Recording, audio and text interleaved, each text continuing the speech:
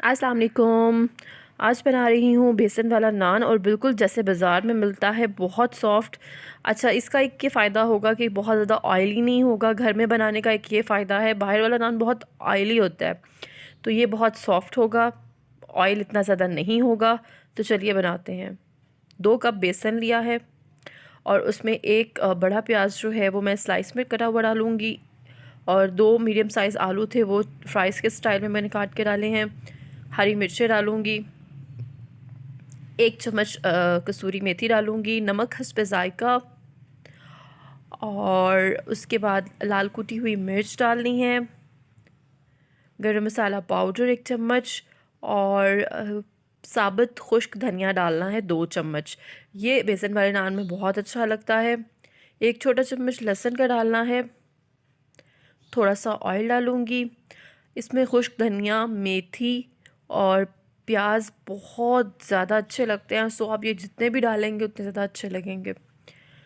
थोड़ा सा पानी डाल के मैं इसे मिक्स करती जाऊँगी। अच्छा, इसका जो इसकी ये बहुत ज़्यादा ना थिक हो ना बहुत ज़्यादा मीडियम आपने रखना है, बिल्कुल बैलेंस रखना है। ये देखिए किस तरह से आप हाथ पे उठाएंगे ना, तो ये इस तरह से उठाया जाएगा और आहिस्ता से नीचे गिरेगा, ये इसका है।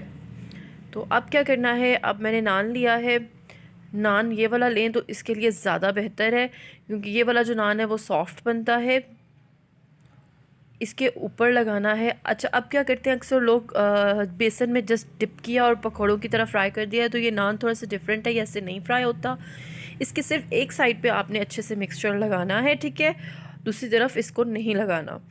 और फिर जब आपने फ्राई करना है तो जिस साइड पे आपने मिक्सचर लगाया है उसको सबसे पहले आपने ऑयल में डालना है। ऑयल जो है वो तेज़ गर्म होना ज़रूरी है। डालने के 2 मिनट बाद ही आप आंच को जो है वो मीडियम कर दें, ताकि बेसन कच्चा ना रहे, अच्छे से पक जाए। और इस तरह से दूसरी साइड से पका लें। दूसरी साइड से तो बहुत कम पकेगा, ज़्यादा जो बेसन वाली साइड है वो ज़्यादा पकेगी। तो ये आपका बेसन वाला जो नान है वो बिल्कुल परफेक्ट बाज़ार जैसा बनेगा। सिर्फ एक फ़र्क होगा कि वो बहुत ज़्यादा ऑयली होता है, बहुत ज़्यादा हैवी होता है। ये आपको बहुत ज़्यादा ऑयली नहीं लगेगा, क्योंकि घर में बना हुआ है तो बहुत ज़बरदस्त होगा। तो आप ज़रूर ट्राई कीजिएगा। मेरे बेटे को भी बहुत पसंद आया, बच्चों को बहुत पसंद आएगा। तो इसे दही की चटनी के साथ सर्व करें, बहुत मज़े का लगेगा।